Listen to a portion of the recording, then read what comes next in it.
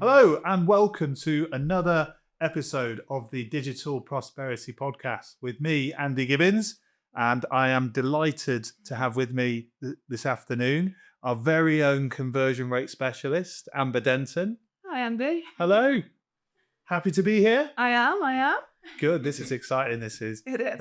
Amber has been with us for many years now. We're going to be going through some great insights regarding your conversion rate. Okay. Big topic, often overlooked. Okay. So Amber's going to be helping cut through it all. What is it? Why is it important? And how you can improve it as well. Okay. So it's a vital part of the business strategy. As always with this, I dive straight in. Okay. But what I want to start with is a bit about you. Okay. Because not many people will know Amber. Yeah. So talk me through your background, your role in the business, and why conversion rates are important to you. Well, so as you mentioned, I'm Amber. I'm a conversion rate optimized specialist here at JDR. The background is a big thing to go through. Okay. So I've been with JDR since I was 18. Wow. I'm 29 now, so I've been with the company for over 11 years, I'd like to say. Yes. I started as an apprentice doing digital marketing for my first year here. And then quickly after that, I became a website project manager from 2014 to 2020. So quite a long period of time. 6 years. Yeah. Running over hundreds of website projects. In the background of that, I'm also like a self-taught designer. So I have skills on Photoshop, InDesign, Illustrator. I designed hundreds of websites as well when I was leading those projects. So quite a lot of stuff going on there. Yeah. And is this all stuff you did yourself? Yeah, so I didn't know Photoshop at all when Yeah. I first joined JDR. So I just kind of learned it in the background. It was really beneficial because when I was doing the apprenticeship and like a lot of SEO stuff, we were just creating graphics and things like that to help SEO. So it was a lot of bits and bobs in the background. And then as time went on and doing the website projects, like I designed the actual websites themselves. Okay. So obviously I needed to learn like Photoshop, like all the tips and tricks with that. Yeah. I've also done a lot of print design as well for JDR, like all of the JDR stuff that we do, like our company policies that we hand out to people. Yeah. All of that I've designed. We can do that for clients as well. I've also done like big print design stuff for companies, like the big roll-up banners, something like that. Loads of bits and bobs to do with that, really. And then I wanted to become more involved in like the marketing side of things. Okay. So a bit of a difference. But with my apprenticeship, I was doing a lot of the day-to-day like marketing executive things. Yes. Then obviously moved into like more of a creative design kind of aspect and role. So I kind of wanted to move back into the marketing side of things a little bit. So my role kind of changed a little bit there and I became a client success manager for a couple of years. Mm-hmm. And then I had a baby. Good, yes. So in 2021, I had my first little boy, came back off maternity leave. And I've been doing conversion stuff all in the background of all of this. Yes. It wasn't just like a sole role that we were doing. So when I came back in 2021, I just kind of wanted to piece everything together. Right. And there was a real opportunity there for what we were already doing for clients and just expanding on it a lot more. So since doing that, like for the past 3 years, I've been leading the conversion department and the conversion offerings within JDR. Fantastic. What a journey.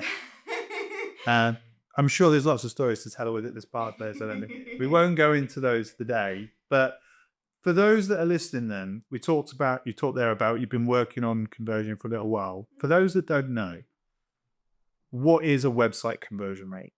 So a conversion rate is a percentage rate of users who take your desired action on your website. So for example, with JDR, we offer like booking a meeting with you Yeah. or downloading one of our guides, how to get customers coming to you, those guys. If on a website we've got a form where they'll book a meeting with you or anything like that, that's them taking a desired action. Yes. So whatever we want them to do on the website, it results in a conversion. Yes. And what you then do is you take the amount of inquiries or submissions or desired actions that you've got, because it could also be if you're tracking like calls and someone calls you, it's not necessarily someone wanting to book a meeting. That's Yeah. just a different Or type hire of offer. products. Yeah. Yeah. So it could be any action. You take that amount of number, like that number, and you divide it by the total amount of visitors you've had that month or that year, whatever metric you're kind of working at, and then times that by 100, and that gives you a conversion rate percentage. Got you. Okay. So with all that in mind then, because conversion can mean different things to different people in a way. Like, so if you've got an e-commerce business, Yes. you're tracking visitors to sales, for example. That's a big conversion rate. Obviously, business to business companies, they might be tracking visitors to inquiries, but actually conversion can be, it doesn't necessarily have to be an inquiry. It can just be, like you said, Could just be someone desired signing up. action. Yeah, it could just be someone signing up for a newsletter. So they don't actually want to talk to anyone within that company. They're just interested in some like awareness information or about a certain topic, but they've taken a desired action by submitting the newsletter sign up, for example. So they're not by all means ready to work with that company or anything like that, but they've taken that desired action and that's resulted in a lead. Then you do that equation and it adds to that conversion rate percentage. Conversion rate. Absolutely. So why is that important then? Because some people might say, well, they're not a customer. They're not giving me any money yet. Why is measuring that important and tracking that information? Your website is a tool for your business. So having that conversion rate, the higher it is, the better it is.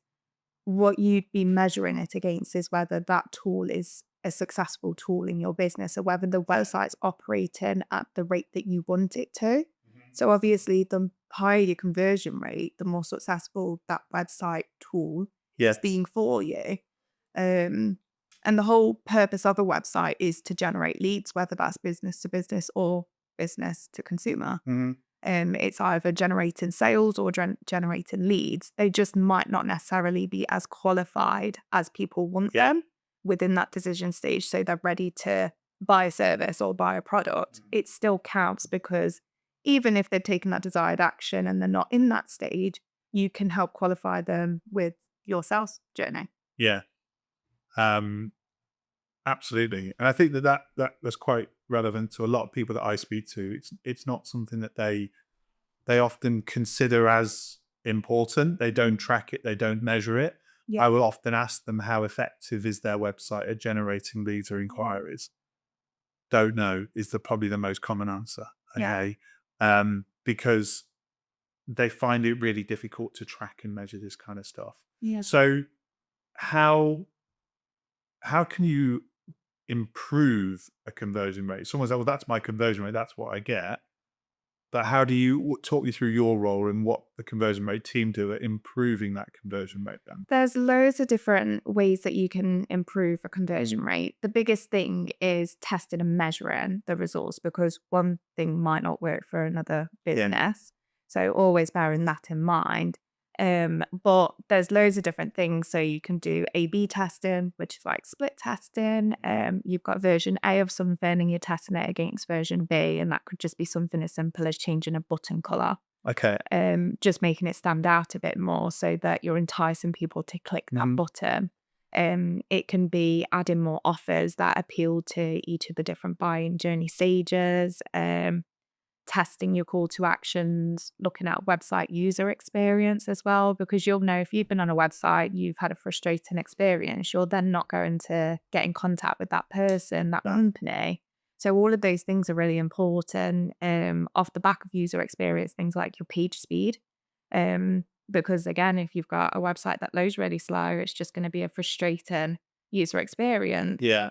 I'd also say having trust building elements on there as well. So not just mentioning what you do as a business, but thinking about people within that consideration stage, what's going to actually make them contact you. And again, looking at their own personal experience, if you go on Amazon, for example, you look at reviews before you buy a product because that's helping build those trust building elements. You know whether you want to go for that product based on reviews. So having things like testimonials, case studies, projects, anything like that can help build a lot more trust. Same with like accreditation logos as well. You're showing that you're like a leading industry expert, aren't you? Like with JDR, with our accreditations, if we didn't show them, people wouldn't know that we're partners or accredited with those type of platforms. Yes, absolutely. And I think that lots of businesses don't talk about what they're good at enough. And that can really affect, um, like you said, their conversion rate. If they can show themselves to be a reputable, trustworthy business. I think that's the other thing as well, is the key to selling anything, whether that's a product, whether it's a service, is trust. Yeah. And that is what your website is. It's a way in which you can build trust. It is the most important digital asset you will ever own. Yeah. I often find when I'm reviewing people's websites, they're not mentioning their unique selling points enough. No, They've got these great unique selling points, but they just don't mention them because they think once they talk to someone, then they'll mention these things. But if you have it on your website already, and let's say your competitors don't have those same USPs because they are unique to your business, that can be a deciding factor whether someone actually contacts you or not. And the same with guarantees as well. I often speak to people about guarantees, and a lot of people associate it with like money back guarantees and things like that. Whereas if you just think about what you're already doing as part of your service, but you can guarantee something, it goes a long way with your ideal customers and the users on the website. For example, one of JDR's guarantees is like, if you have an inbound marketing program with us, you'll have a dedicated client success manager. Now, that's just what we do as part of our service. Yeah. But if we didn't mention that, people might think that when they become a client with us, they're talking to multiple people. They don't get their business and they've not got that one-on-one relationship. So even though it's something JDR are already doing, not mentioning it could be a deciding factor on someone going to one of our competitors. absolutely. And I think that is really important, because I will speak to business owners on a daily basis, and I will ask them to tell me about your business, and they will go into such great length and detail who they are, what they do, what they've done, and their accreditations. They're proud people. Yeah. They are incredibly skilled in what they do. They provide a great service. All of them have all of these things. And then I bring up their websites and I say, how well is that, what you just told me there? How well is that reflected on there? And they just say it's not. Mm. And the reason why it's not usually is because, well, their argument is they didn't put it together. Because they're not technical people. They let someone else do their website. So I do think it's important that business owners take a look at this properly. Yeah. Because it is their business. It is the forefront of their business today. 100%. So with all those changes then that you would make and you and the team, implement, okay, how long would it take to get results? It's like asking how long's a piece of string. Yeah? I'm still going to ask you though. I'd always recommend, as a rule of thumb, if like conversion, like I said at the beginning, it's all about testing and measuring. Yes. So it's not just something that you'll change and never look at. So I'd recommend implementing some of those techniques and then rolling that out for at least 3 months. Okay. It's very dependent on traffic, like the amount of traffic that people are getting to their websites, because if you're not getting a lot of traffic, you're going to need to leave that test running longer to actually be able to see if the results have had a benefit or not. And there's loads of other factors to consider as well, like industries, who you're targeting, all of those type of things. It's a bit like SEO. If you wouldn't be able to say, I want to rank for this keyword by this date, Yeah. because it's so dependent on like competition and everything. Um, and with conversion, you're relying a lot on the user taking those actions as well. Yeah. So just going back to like your other point as well, Andy, like some of the different things that you can do on the site, we do notice that on the other aspect, people are talking about their business a lot on their website, but they're not necessarily addressing their ideal customers. Very. So it's not tailored content to them. It's not getting them excited to take the action. So it's very varied on how long the results can take. But the idea is that you'll keep testing and measuring, keep looking at the results, and over time, that conversion rate should be increasing. Yes. And if it's not, then have a look at the results and test something else, because there's clearly something not working there for their ideal customer. Yes. Absolutely. Can they do it themselves? I'd say there are things that they can do themselves. Like looking at their USPs, their guarantees, like those type of things, that's going to be better coming from them because they know what their unique selling points are. Whereas, a marketing expert wouldn't know what those are for a business. Yes. So there are things that they can do themselves. But I have often found that business owners rely on their own opinion rather than looking at data. So Yeah. is they have a certain way that they like navigate on websites or interact. They think that that's the best way to do it rather than thinking about their ideal customer. So, and conversion does take a skill set as well. You need to know what to be looking for, Yeah. get into the mind frame of your ideal customer, what they want to experience on the website. When they land on the website or web page, does the content align with what they're expecting to find based on their searches as Yeah. well? Like it's knowing all of those type of things and what to test next if it's not working. So I would say there are things that you can do, Mhm. but I do think that reaching out to an expert to do it for you would be a lot more beneficial. Yeah. I think as well is that it's just having that different pair of eyes on it, Yeah. and someone that works in it day to day, like yourself. You've got much greater level of experience in doing this and what to look for, and also you've got the proven track record of the impact that you've had previously. Business owners are very busy people, and they've got lots of things to do. Tracking something like this um, is quite time consuming. Yes. And like, It yeah, is. you busy lady. And then I also think as well that with what you're looking at and a business owner, and this is the big impact I think, and the real importance of conversion rate is businesses want to grow and they want to get bigger, okay, and they want to generate more sales. When people think about generating more sales, is they think that they have to spend more money on marketing. Yeah. Actually, if you can double your conversion rate, you've doubled your sales. Yeah. You've doubled your conversion rate, you double the return on investment that you're going to generate. It's much easier to do that than, no, I tell a lie. It's much easier to double your marketing spend, but that it's much cheaper to double your conversion rate. Yeah, and you'll find that if you're targeting that more, you'll get more qualified leads as well. Like you're getting the right type of people because you're attracting them based on what they're looking for as well. Absolutely. So, what sort of tools would you use to kind of track this? Because there's lots of things that you'll be looking for. Yes. Yeah. Talk me through some of the tools, the software platforms that you use on a daily basis to improve conversion rates. One of the big ones is HubSpot. So Okay. we use HubSpot to do A/B testing. Yeah. And multivariate testing. And you can do that on call to actions, landing pages, web pages, emails. So essentially like I said at the beginning, you've got your like original version, which is how the website is now, let's say, or an email that you want to send out to your database. That's the email as it is.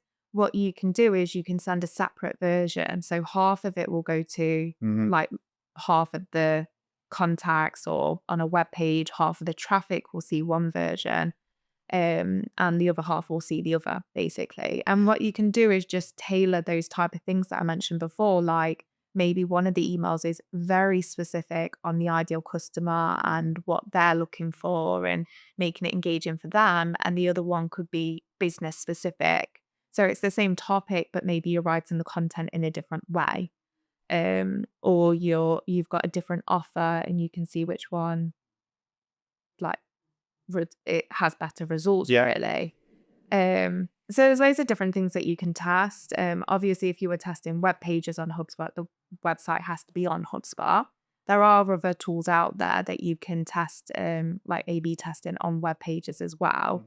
Another one that we use is Lucky Orange. So looking at their user behavior. So Okay.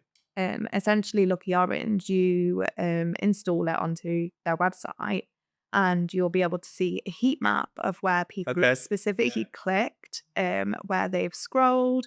It also has visitor recording sessions, so you can see when people are getting frustrated on your website as well. So the mouse just Yeah, it just goes really angry. But it's a really good tool to see what real people are doing on the website because that's what you can use as the information to then make those decisions on what to change to help that conversion rate. Otherwise, you're just being a little bit blind. You're making these like recommendations or improvements without really knowing if they are going to improve the results, really. Obviously, you can do that and check the results after giving it, let's say, 3 months, like I said. Yeah. But with Lucky Orange, you get that real time interaction and seeing what people are doing. And then another one that we'll use is SEMrush as well. So SEMrush is like an SEO tool. Yes. And Dan spoke about it quite a bit on our previous podcast. I'm sure he's his. One of the bits in SEMrush that I specifically look at is the search intent. So you can have a look at what people are searching for when they land on a certain page of a website.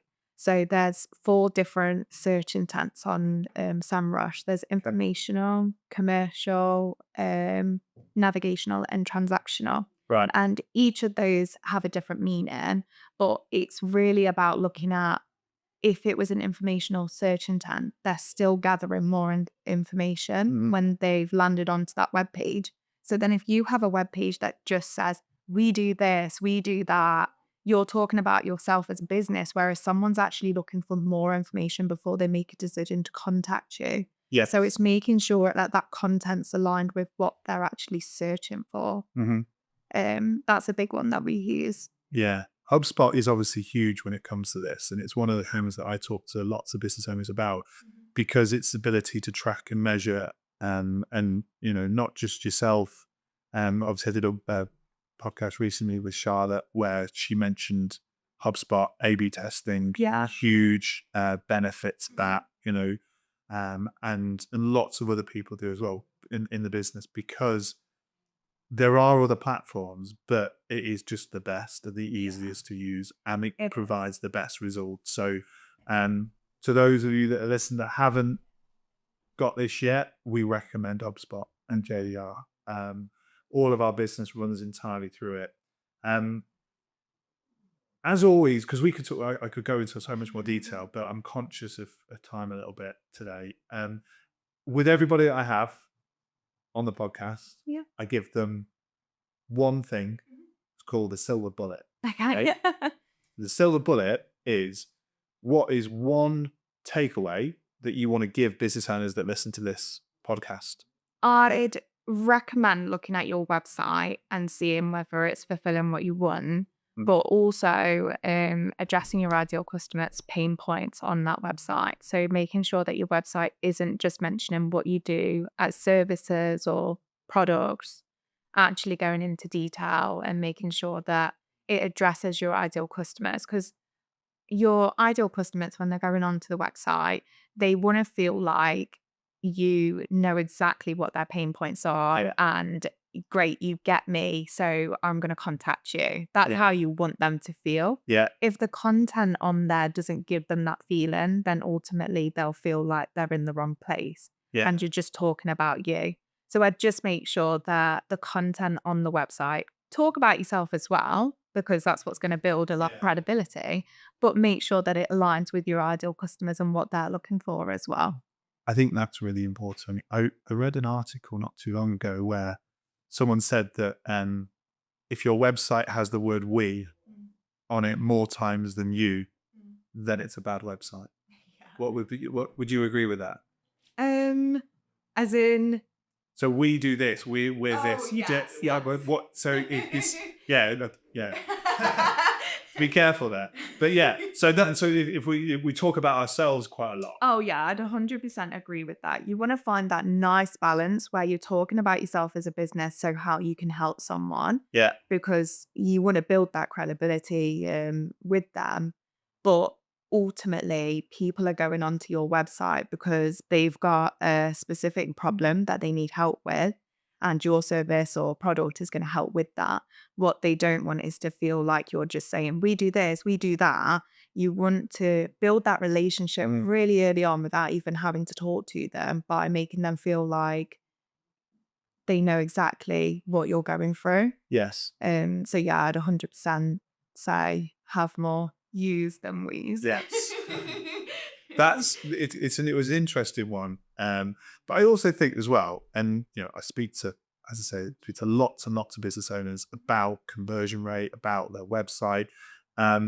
Is the messaging is all about, okay, what do you want somebody to do when they get on it? Yeah. Yeah. And quite often their websites are not like that. It is a website that is a glorified business card at the end of the day. Yeah. And the internet, your website, that is your business is worth more than that. Yeah. And that's what I would say and add to it as well.